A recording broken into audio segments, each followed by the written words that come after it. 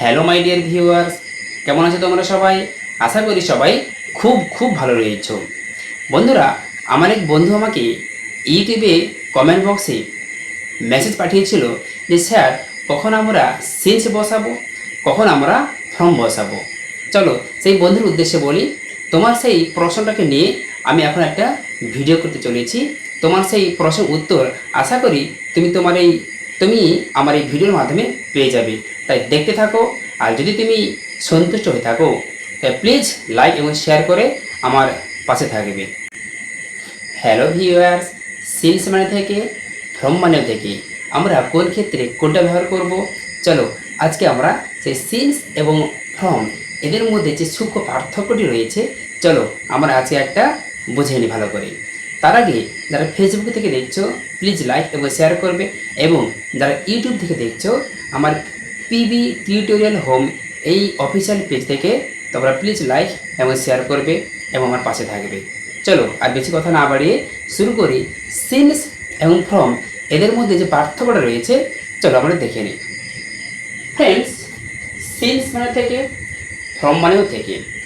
তাহলে কোন ক্ষেত্রে আমরা সিন্স ব্যবহার করব, কোন ক্ষেত্রে আমরা ফ্রম ব্যবহার করব? সিন্স অতীতের কোনো সূচনা বিন্দু থেকে শুরু হয়ে এখনো চলছে বোঝালে।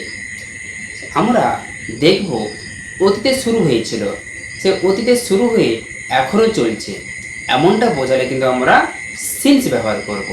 যেমন he has been working since morning. সে সকাল থেকে কাজ করছে, অর্থাৎ সে সকালে শুরু করেছিল, এখনও কাজে চলছে। আগে শুরু হয়েছিল, এখনও চলছে, সেই জন্য আমরা এই ক্ষেত্রে সিন্স ব্যবহার করব। অপরদিকে ফ্রম মানেও থেকে। তাহলে সেই ফ্রমটাকে আমরা কোথায় ব্যবহার করব? যে কোনো কাজের শুরু বোঝায়। ফ্রম যে কোনো কাজের শুরু থেকে বোঝালে আমরা এই ফ্রমটাকে ব্যবহার করব। এটা সাধারণত কখন থেকে কখন পর্যন্ত কাজটা হয়, কোনোটা কাজ কোন সময় থেকে কোন সময় পর্যন্ত হয়, এমনটা বোঝাতে আমরা কি করব? এই ফর্মটা ব্যবহার করব। এছাড়া কোনো স্থান থেকে, যেমন সে বাড়ি থেকে আসবে, he will come from his house, কোনো স্থান থেকে বোঝালে। এবং যদি যে কোনো ধরনের একটা নির্দিষ্ট সময় থেকে অন্য একটা নির্দিষ্ট সময় পর্যন্ত, এমনটা বোঝালে আমরা ফ্রম ব্যবহার করব। অপরদিকে সিন্স ব্যবহার করব অতীতে শুরু হয়ে এখনও চলছে বোঝালে, তখন আমরা সিন্স ব্যবহার করব। যেমন ফ্রমের একটা উদাহরণ দেখি। দ্য অফিস ইজ ওপেন, অফিসটি খোলা থাকে ফ্রম 9 AM।